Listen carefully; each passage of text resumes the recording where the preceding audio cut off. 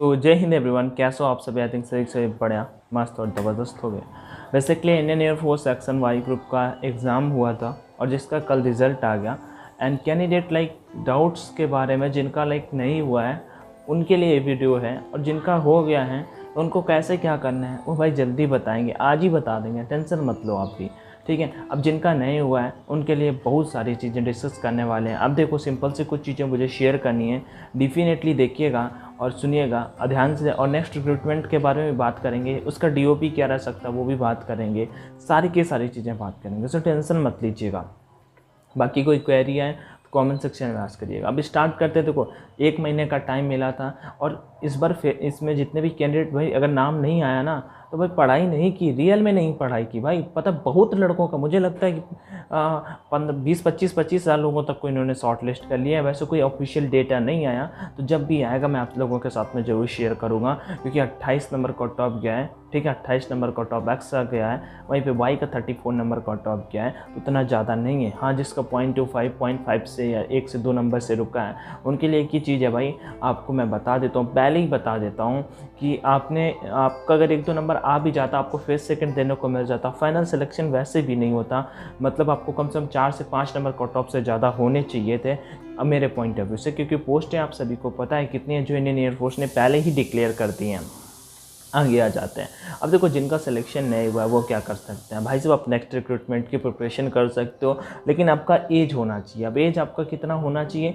अब देखो, इस बार 23 साल तक एज लिया गया था, अब 23 साल नहीं एज लिया जाएगा, अब 21 साल ही एज होगा। नहीं पता आपको, तो आपका मैक्सिमम एज 21 साल तक इंडियन एयरफोर्स वैलिड करेगा नेक्स्ट रिक्रूटमेंट अग्निवीर का जो फॉर्म आएगा उसके लिए। और नेक्स्ट रिक्रूटमेंट कब तक आ सकता है? तो आपका नेक्स्ट रिक्रूटमेंट फरवरी के एंड या मार्च में आ जाएगा, फरवरी के एंड या मार्च में आपका नेक्स्ट रिक्रूटमेंट आ जाएगा। तो उसके लिए जो मतलब आप प्रिपरेशन करना चाहते हो, तो जिनके लिए जो कैंडिडेट तैयार हैं, फुल मतलब पूर्णतया तैयार है, उनके लिए तो बस एक ही चीज़ बोलूँगा कि भाई अब तैयारियों में अभी से लग जाओ। मतलब बहुत लड़कों ने एकसठ मतलब कुछ ऐसे, जैसे उत्तराखंड से 1-2 लड़के हैं, उन्हें मैं बहुत अच्छे से जानता हूँ, आप ही लोगों में से ज़्यादा मतलब अक्सर चैट होती रहती है, उन्होंने बताया भाई 60+ नंबर है। 1-2 के मैंने टेलीग्राम पे स्क्रीनशॉट भी शेयर किए थे, ठीक है। मैंने कोई पढ़ाया नहीं ना बताया, कुछ तो ऐसे बातें मारते हैं, मतलब हद है, ठीक है। लेकिन वो सब चीज़ें अपने से नहीं मतलब है। मेरा कहने का मतलब है भाई आप सभी को कि लगभग एटलीस्ट अब नहीं निकला कोई बात नहीं यार, छोड़ो, ठीक है। सब फेल होते हैं, मैं भी फेल हूँ, मेडिकल एग्जाम में फेल हुआ भाई अगेन एंड अगेन। और समझ लो आप तो पेपर में फेल हुए हो, मेडिकल एग्जाम में जाके कैसा लगता होगा जब फाइनल स्टेज होता है, बिल्कुल फाइनल, ये पेपर निकल गया, आप वाली खुशी, पेपर पास करने वाली खुशी आ गई, स्टेज सेकंड क्लियर करने वाली खुशी मिल गई। उसके बाद फाइनल मेडिकल एग्जाम में जब रेड कार्ड लेके आए तो थोड़ा दुखी हुए, जब रेड कार्ड लेके पहुँचे फिर मेडिकल देने, फिर भी रेडी कार्ड मिला, तो फिर वो दुख, 2 वाली खुशी कन्वर्ट हो गई दुख में। ओवरऑल रिजल्ट ये 3 बार भाई एयरफोर्स को लेके हुआ, और तब मेरा कोई इसे अग्निवीर वाला भी सिस्टम नहीं था, तब कोई अग्निवीर वाला भी सिस्टम नहीं था। तो मतलब डिमोटिवेट मत हो, जिनका नहीं हुआ कोई बात नहीं यार। दूसरा, अब नेक्स्ट अटेम्प्ट आपका मैंने बताया मार्च अप्रैल तक आएगा, और डीओबी लगभग आपका 2001 वालों का तो मुश्किल है, 2002 जिनका होगा, ठीक है, 4-5वें महीने से उनका जरूर हो जाएगा। वैसे मैं कंक्लूजन करके एक डेटा के बेसिस पे आप सभी के लिए निकाल के लाऊंगा, एक डेटा के बेसिस पे निकाल के लाऊंगा कि कितना, मतलब ऐसे नहीं कि प्रीवियस टाइम का फिर एज बढ़ा के रिक्रूटमेंट, क्योंकि 2 साल का एज रिलैक्सेशन मिला था, वो अगर चलता रहेगा कंटिन्यूअस तो डेफिनेटली आपको मान लो इनको भी चांस मिल सकता है जिनका 10वें महीने में एज होगा, मतलब 2001 में भी अगर जिनका एज होगा तो उनको भी जाकर चांस मिल सकता है, अगर एज रिलैक्सेशन कंटिन्यू रहता है तो डेफिनेटली, क्योंकि वो एज फिर 21 साल नहीं रखेंगे ना, फिर समझ सकते हो, फिर एज वो मतलब कि 23 साल नहीं रखेंगे, 21 साल कर देंगे। तो ये चीज़ें हैं।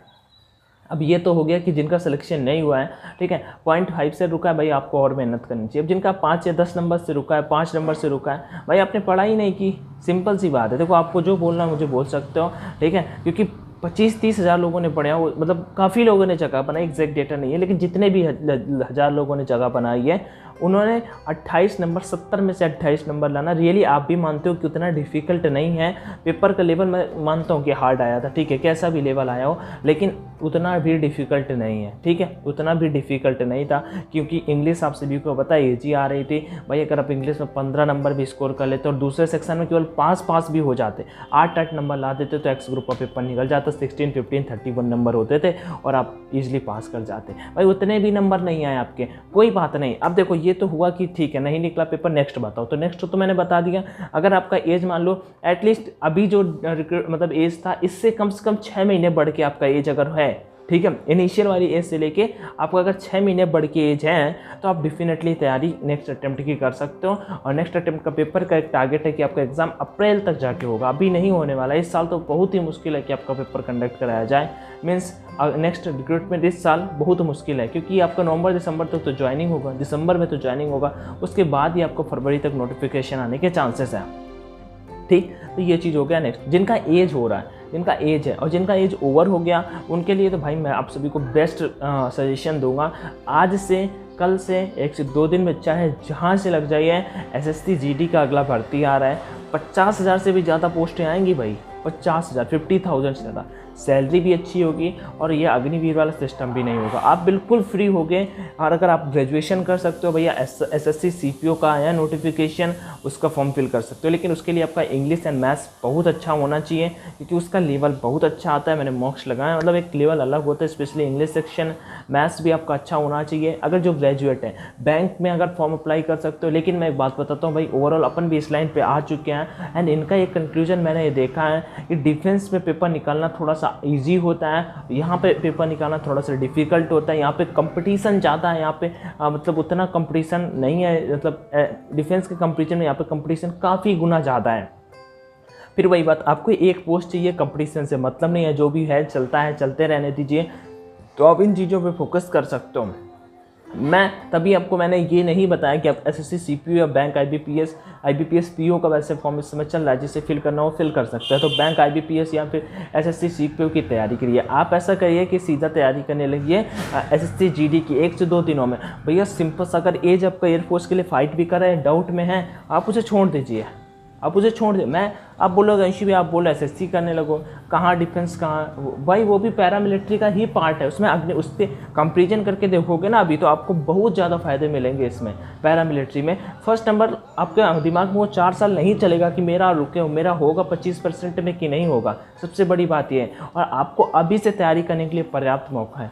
आपका अभी अक्टूबर नवंबर में नोटिफिकेशन आ जाएगा, एसएससी का आपका कैलेंडर भी जारी कर दिया गया और लगभग 50,000 वैकेंसी आएगी भाई। 50,000 वैकेंसी बहुत होती है, ठीक है। आपको 100 में से 70 नंबर की तैयारी करना और डेफिनेटली आपका सिलेक्शन हो जाएगा, ठीक है। बस आपको फिजिकल और पढ़ाई पे फोकस करना है। 4 सब्जेक्ट, उसमें इंग्लिश छोड़ सकते हो, हिंदी पढ़ लो भाई, हिंदी पढ़ लो। जिनको इंग्लिश में प्रॉब्लम हो रही है, इंग्लिश में फेल हुए होगे ना, इंग्लिश में अगर इंग्लिश में फेल हुए हो तो भाई हिंदी पढ़ लो, कोई दिक्कत लेने वाली बात नहीं है। कोई क्वेरी, कोई डाउट, किसी प्रकार की समस्या आ रही हो तो आप मुझसे डेफिनेटली कमेंट सेक्शन में आस्क करिएगा, अपन रिप्लाई करेंगे। बाकी डिमोटिवेट होने वाली कोई चीज़ नहीं है। जिनका नहीं हुआ कोई बात नहीं, नेक्स्ट अटेम्प्ट की प्रिपरेशन करिए।